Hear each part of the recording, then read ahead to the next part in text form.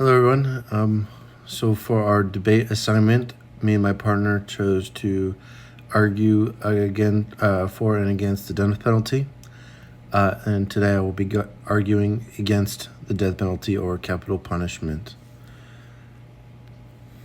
So capital punishment inherently violates fundamental human rights and constitutional guarantees.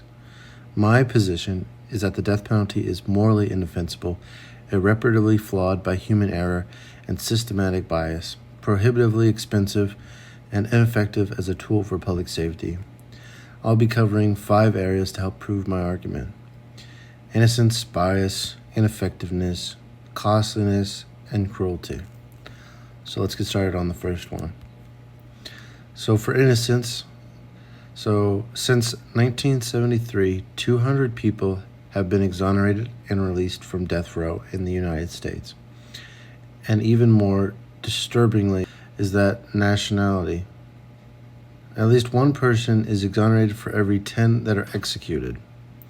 Once an execution occurs, such mistakes cannot be corrected.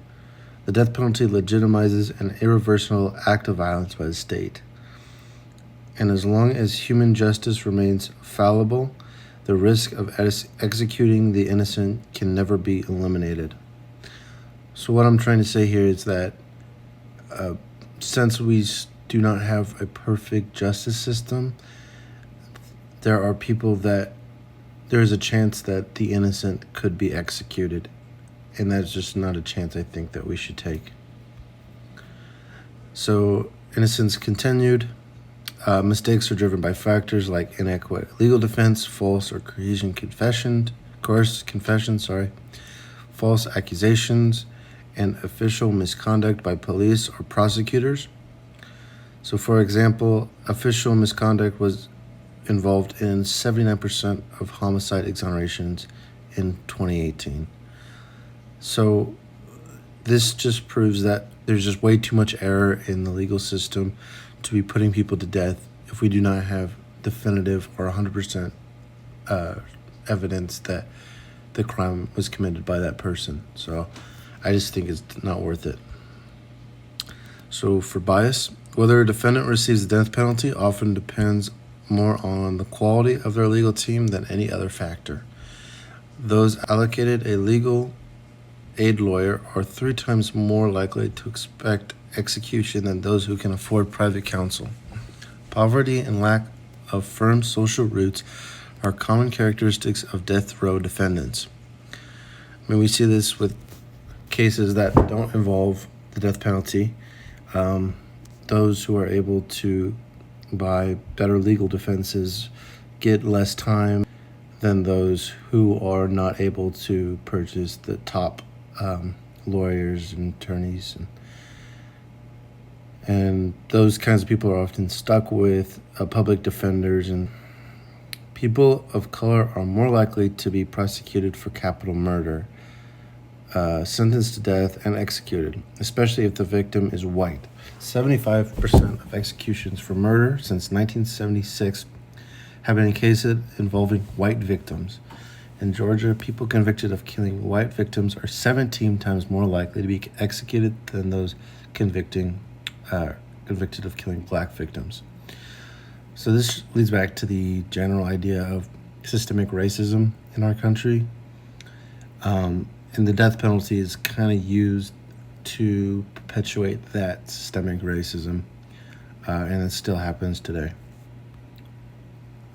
So for ineffectiveness, research has failed to provide scientific proof that executions have a greater deterrent effect than life imprisonment. This evidence as a whole gives no positive support to the deterrence hypothesis. So there's really no proof that the death penalty stops people from committing crimes that could result in the death penalty.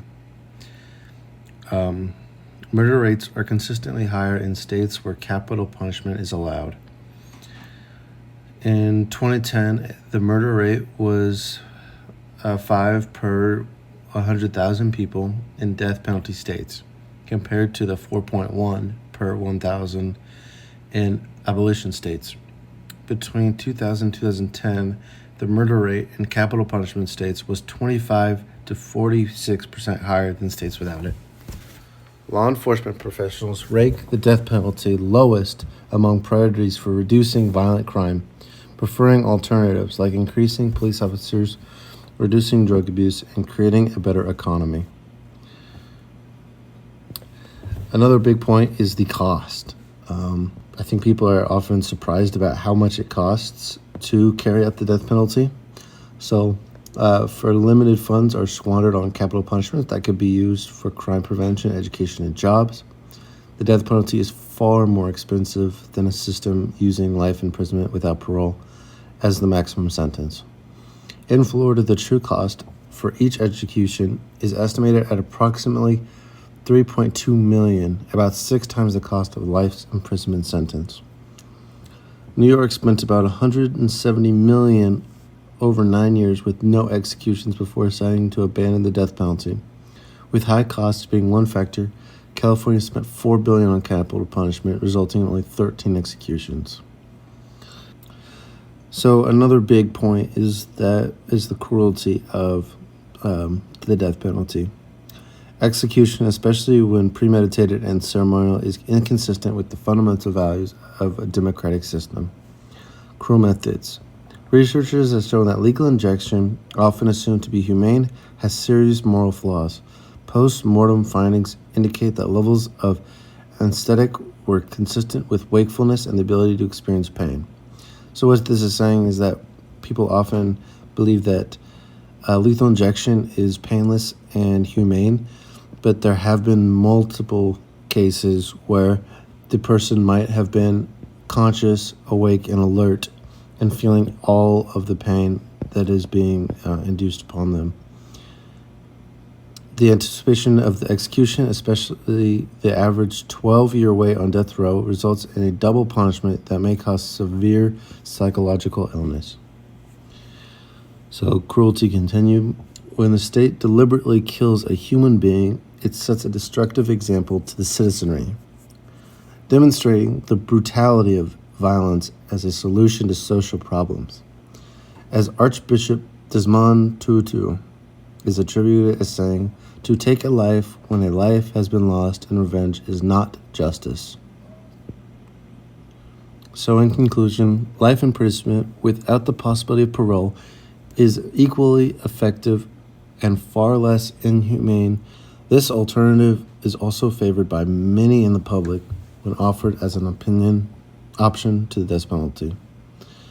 We must abolish this barbaric practice and dedicate our resources to providing effective public safety policies like mental care and support, which would actually reduce violent crimes in our communities. Thank you for listening. I look forward to debating my partner's arguments.